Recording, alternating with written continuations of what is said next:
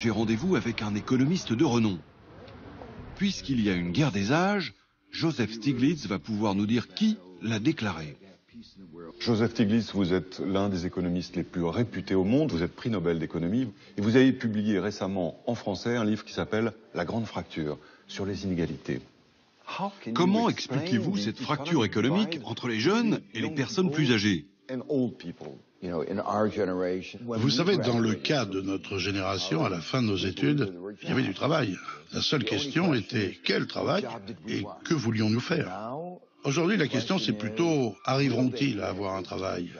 Combien de temps vont-ils devoir attendre? Sont-ils déçus par rapport aux études qu'ils ont faites? Est-ce qu'ils devront accepter pour subvenir à leurs besoins? Combien de temps encore vont-ils devoir vivre avec leurs parents? Et surtout, seront-ils jamais un jour en mesure d'acheter une maison? Mais pourquoi est-ce que ça a changé? Un baby-boomer, il a eu une vie meilleure que ses parents, et ça n'est plus le cas aujourd'hui.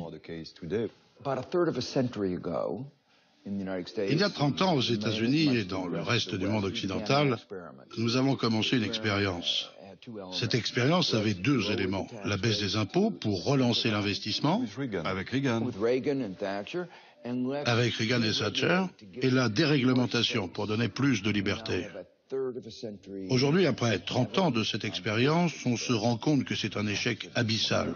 Sans a baissé, et oui, les inégalités ont augmenté, à un tel point que tous les bénéfices de la croissance de ces 30 dernières années sont allés aux plus riches. Alors que la grande majorité des citoyens a connu la stagnation. Une large proportion de la population a connu le déclin. Et les jeunes sont des victimes de cette expérience ratée. Alors vous pensez que le fossé entre générations, c'est une conséquence de la déréglementation de l'économie? Certainement. Une des choses que l'on n'a pas assez soulignées est le fait que quand les jeunes ne trouvent pas de travail, non seulement ils sont aliénés, mais surtout c'est dans ces périodes de jeunesse qu'ils développent des compétences.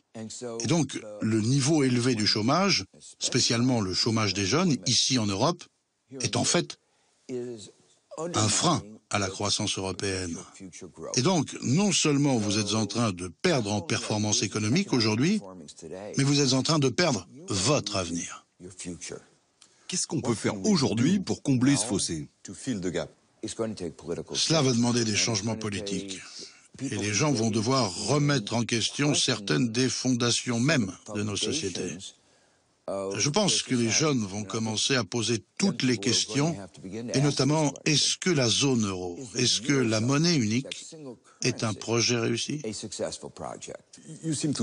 Mais vous semblez penser que l'euro a en fait été mis en place contre la jeunesse. Oui, car cette monnaie s'est faite contre la croissance. Et ce sont les jeunes, quand l'économie connaît un chômage élevé, qui souffrent le plus. Donc, lorsque l'Europe et la Troïka disent dans beaucoup de pays, vous devez avoir plus de flexibilité sur le marché du travail pour que les jeunes accèdent à l'emploi, s'il n'y a pas de demande, ce qui est le cas, si les jeunes entrent sur le marché du travail, cela signifie que les vieux sont mis à la rue. Et ce qu'ils veulent, en fait, c'est un nivellement par le bas, que les salaires baissent. Les jeunes sont en compétition avec les vieux, les profits augmentent, mais c'est une bataille entre jeunes travailleurs et vieux travailleurs. C'est ce vers quoi pousse la Troïka dans tous les pays en crise, et je ne pense pas que ce soit sain. Ce qu'ils ont donc fomenté, c'est une guerre entre les jeunes et les vieux.